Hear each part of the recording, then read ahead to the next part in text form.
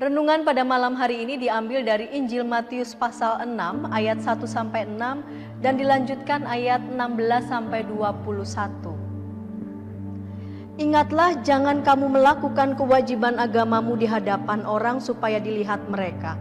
Karena jika demikian kamu tidak beroleh upah dari Bapamu yang di sorga. Jadi apabila engkau memberi sedekah, janganlah engkau mencanangkan hal itu seperti yang dilakukan orang munafik di rumah-rumah ibadat dan di lorong-lorong supaya mereka dipuji orang. Aku berkata kepadamu, sesungguhnya mereka sudah mendapat upahnya. Tetapi jika engkau memberi sedekah, janganlah diketahui tangan kirimu apa yang diperbuat tangan kananmu. Hendaklah sedekahmu itu diberikan dengan tersembunyi, maka Bapamu yang melihat yang tersembunyi akan membalasnya kepadamu. Dan apabila kamu berdoa, janganlah berdoa seperti orang munafik. Mereka suka mengucapkan doanya dengan berdiri dalam rumah-rumah ibadat dan pada tikungan-tikungan jalan raya, supaya mereka dilihat orang. Aku berkata kepadamu, sesungguhnya mereka sudah mendapat upahnya. Tetapi jika engkau berdoa, masuklah ke dalam kamarmu, tutuplah pintu dan berdoalah kepada Bapamu yang ada di tempat tersembunyi, maka Bapamu yang melihat yang tersembunyi akan membalasnya kepadamu. Dan apabila kamu berpuasa, janganlah muram mukamu seperti orang munafik.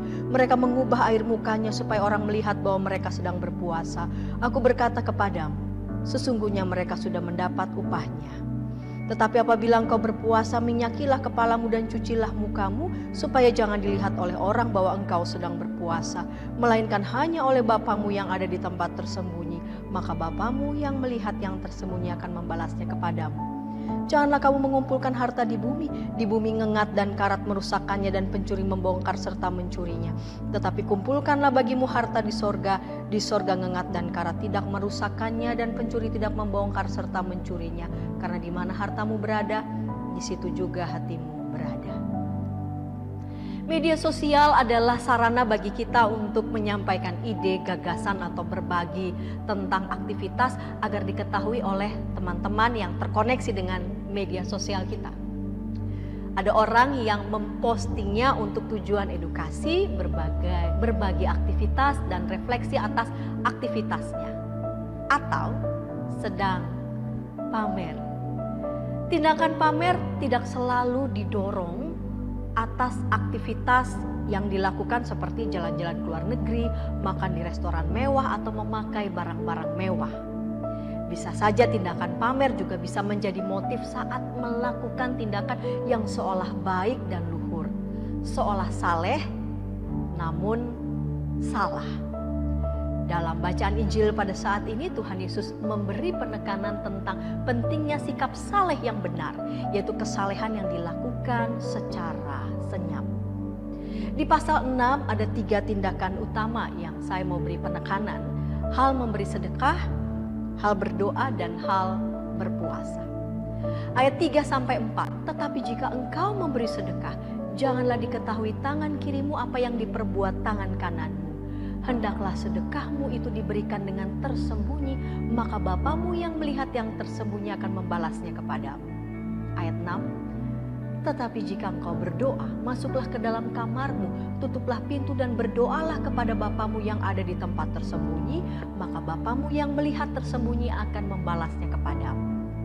Ayat 17-18, tetapi apabila engkau berpuasa, minyakilah kepalamu dan cucilah mukamu, supaya jangan dilihat oleh orang bahwa engkau sedang berpuasa, melainkan hanya oleh Bapamu yang ada di tempat tersembunyi, maka Bapamu yang melihat yang tersembunyi akan membalasnya kepadamu. Tuhan Yesus menghendaki agar ibadah yang kita jalani itu dapat kita jalani dengan benar, tidak untuk dipamer-pamerkan. Penekanan pada motif kesalehan yang benar, mendalam, dan senyap.